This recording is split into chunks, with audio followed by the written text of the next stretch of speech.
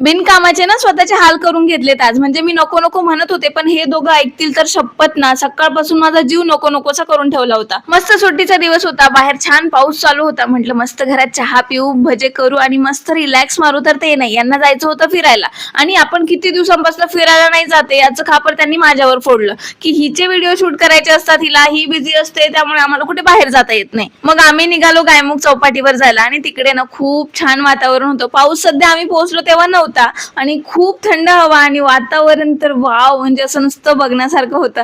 आणि सिरियसली कधी कधी असं बाहेर पण चिल मारायला खूप छान वाटतं. इकडे ना आम्ही खूप मस्ती केली, त्याचे व्हिडिओ दीपकने शूटच नाही केले आणि मग आम्हाला सांगत होते की नाही झाले बरं का व्हिडिओ शूट. इथे आता एक नवीन गार्डन बनवले, ते बंद होतं, मला वाटलं पावसामुळे बंद असेल. मग म्हटलं चला बुट्टा खाऊ आणि घरी जाऊ, पण त्या काकू बोलल्या की नाही 5 वाजता ते ओपन होईल. मग काय त्या गार्डन मध्ये गेलो. रिद्वीने इकडे छान 2-3 रील्स शूट केल्या आणि त्यानंतर गार्डन मध्ये खेळत होती आणि व्हिडिओ शूट करण्याच्या नादात नाही एवढी जोरात पडली इकडे. पण खेळताना काही आम्हाला रडायचं नसतं किती लागलं तरी, कारण माहितीये की आई घरी घेऊन जाईल म्हणून. मग त्यानंतर ना खूप वेळ ते तिकडे खेळली आणि अचानक एवढा जोराचा पाऊस सुरू झाला ना, पटकन रिद्वीला रेनकोट घालून दिला. आम्ही काही आमचे घेऊन गेलो नव्हतो आणि पाऊस तर पाऊस, वारा सुद्धा एवढा सुरू होता की आम्ही या स्लायडिंगच्या खाली उभं असून सुद्धा बरंच ओलं झालो होतो. मग थोडासा पाऊस कमी झाला, म्हटलं चला आता फटाफट इकडे निघू. पण दीपक म्हणत होते की नाही थोडेसे काळे ढग दिसताय, ते गेले की मग जाऊया. रिद्वी तर एवढी घाबरली होती ना, भरपूर जोराचा वारा सुरू होता. पण म्हटलं चला अंधार पडायच्या आत ना आपण घरी पोहोचून जाऊ, म्हणून आम्ही निघालो. आणि ना मी स्कूटीवर ही छत्री पकडलेली होती आणि एवढ्या वाऱ्यात तिची स्टिकच माझ्या हातात तुटून आली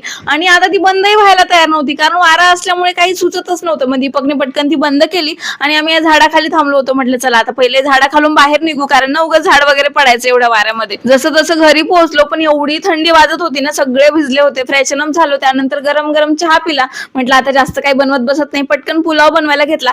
आज ना पुलावसाठी खूप साऱ्या व्हेजिटेबल्स पण माझ्याकडे नव्हत्या, पण म्हटलं ज्या आहे त्यात पटकन बनवून घेऊ. आणि त्यात रिद्वीने वाढवा करून ठेवला. म्हणजे इथे कढईत मध्ये ना मी ऑइल ठेवलं होतं, तिच्यासाठीच पाहिजे होतं ते, तिला फ्रेंच फ्राईज खायचे होते. मग ती मला विचारते ही गरम आहे का, म्हटलं नाही. म्हणून मी बघू का, मग तिने हातात घेतली आणि ऑइलच सांडून दिलं. आता ही ट्रिक ना मी एखाद्या व्हिडिओ मध्ये बघितली होती की पीठ जर त्यावर टाकलं ना तर ते व्यवस्थित क्लीन होऊन जातं. बट सिरियसली हे वर्क करतं आणि कमालीची ट्रिक आहे. मी पण फर्स्ट टाइमच ट्राय करत होते. त्यानंतर ना थोडेसे रिद्वीसाठी फ्रेंच फ्राईज बनवले, म्हटलं जास्त नको तेलकट. त्यानंतर मस्तपैकी पुलाववर ताव मारला आणि या लोणच्याची रेसिपी ना मी तुमच्यासोबत शेअर केली. आता ते खूप छान मुरले आणि मस्त टेस्ट लागते. आता हा ब्लॉग तुम्हाला आवडला असेल ना, नक्की मला फॉलो करा. भेटूया पुढच्या ब्लॉग मध्ये.